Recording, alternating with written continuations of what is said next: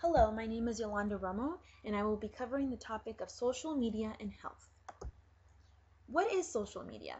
Social media is means of communication and interactions through virtual communities. These virtual communities can be Facebook, YouTube, Twitter, MySpace, all ones that we have used in the past and now in the future. As time grows, we can see that more virtual communities are popping up every day, more people are using them, and we can ask ourselves, what generation is being affected by this the most? Those who did not grow up with any virtual communities, or those who have only grown up and seen virtual communities? Well, the answer to that is a large part of this generation's social and emotional development is occurring while online. In this particular study, it showed that our generation is the one that is most affected by all virtual communities. And when we say emotional development and social development is occurring while we're on the internet, what we mean is many young adolescents and adults are relaying their emotions and their feelings through virtual means, whether it be posting it on Facebook or sending a massive Twitter to everybody. You're letting your emotions being exposed online, which can be pretty detrimental in that how is your tone being relayed? Are you dealing with your feelings in the correct way? Is this healthy at all?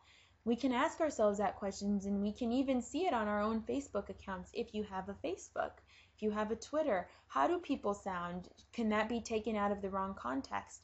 And if so, do they seem like something might be wrong and they might need more help than you think?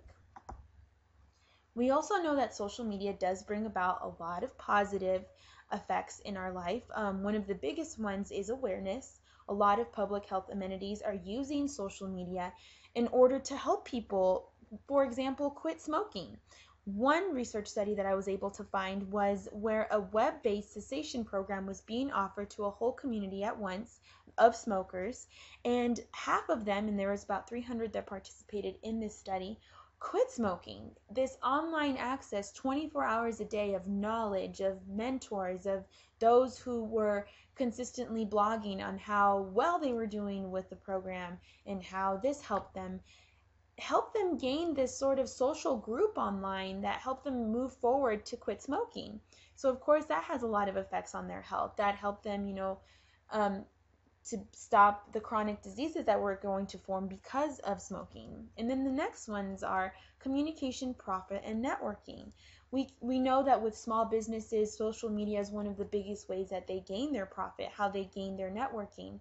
For those of you who are pre-business or business majors or accounting, networking is one of the biggest ways that you form relationships and therefore form your lifelong careers, is by constant communication through those around you. And communication, we can see that that's a big factor of social media.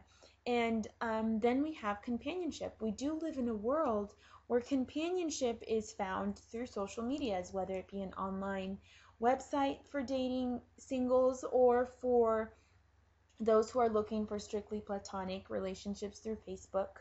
So we do see that it's the world we live in today, and it does bring about a lot of positives, but of course it can bring a lot of negatives. So we think of this. How does all of this, such as Facebook, Twitter, MySpace, YouTube, how does it affect our health? I can see that with our mental health, it can affect it severely. A lot of new studies have been brought up to show this new phenomenon called Facebook depression.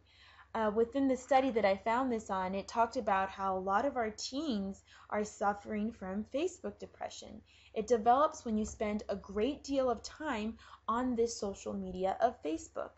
The intensity of the online world can bring about a lot of huge emotions in a young person, and that's someone who's not fully matured, so they don't really know how to deal with it. They suddenly are thrown into this world where they at times feel socially isolated. So what brings about that is aggressive, self-destructive behavior, and unfortunately this can lead to suicide. They feel as if they are no longer a part of this world that they logged into, where a lot of their friends are involved, and it leads to even, a lot of other bad behaviors such as unsafe sexual practices in order to feel accepted. So it's something that's been brought about for quite a while now, and we should face it because it is affecting a great amount of our youth. And as we know, as with depression or suicide or loneliness or sadness, it is a cascading effect. It affects those around you. It affects your health, your self-esteem. Same as with cyberbullying. Even being bullied in, elementary school, which I'm assuming some of us were, or some of us may have not have been if you were fortunate enough, but you feel the same as you feel as if you were being, bullied online. These are ways that people are now using to isolate, to gang up on a person, to make them feel unworthy, or to make them feel lonely or sad, and it does bring about bouts of depression. Unfortunately, we have seen through the media how a large amounts of our youth are now committing suicide because of situations that arose from Facebook or through MySpace, or were heightened up because they had a Facebook or a MySpace and were being attacked through those means. The next one we have is online harassment.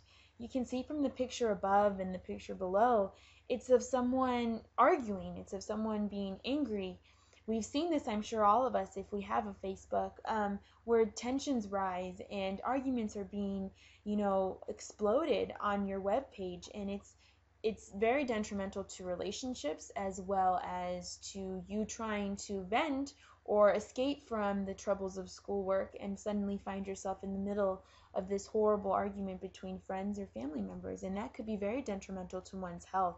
You feel anxious, you feel as if you have a lot of tension, blood pressures could be risen, and it is bad.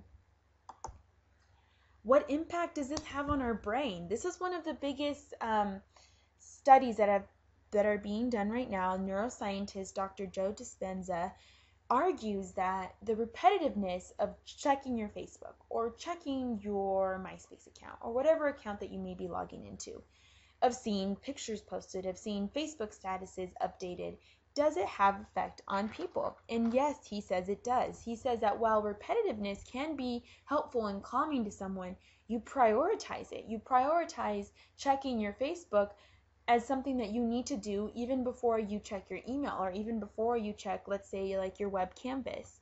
So people, he said, are consistently prioritizing this action, therefore, kind of losing sight of what's really important and impairing their ability to learn. That was what really hit me most about what he had to say, is people were being impaired in their ability to learn. So if you have a chance, please watch this YouTube video. It's quite amazing.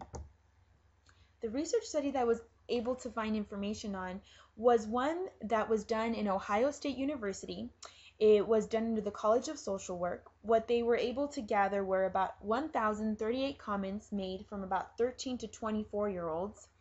The final sample resulted in about 64 comments. The object of the study was to explore the ways in which adolescents use MySpace to comment on their suicidal thoughts and intentions. Using these forms of virtual means in order to express our emotional and social development. Is this helpful? And what they said, it wasn't, because they had a constant theme in their comments.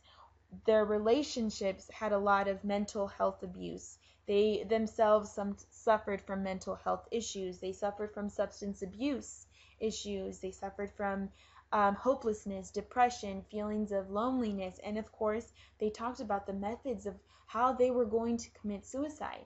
What they also saw is not a lot of people reciprocated with either encouraging thought or an encouraging comment, because a lot of the times we think, well, if you're putting it out on MySpace or Facebook, you must not be all that serious. And we are seeing that this generation is using these forms to express their feelings. Do we take it seriously? Is this how our generation is communicating now? Is that a good thing? All of these rise from social media and how it's affecting our health. I do have several questions for you. What is your opinion on social media, on the changes it is bringing to our world? Are they positive or are they negative? What do you think the results will be from our generation to come? Do you think it will benefit their social interactions? And my last question to you, if you could, would you refrain from using Facebook, Twitter, or any other social media for one day? Would you be able to? That's probably one of the biggest questions. Would you even be able to withstand that urge to log in automatically? So that's all I have for you today, and thank you so much.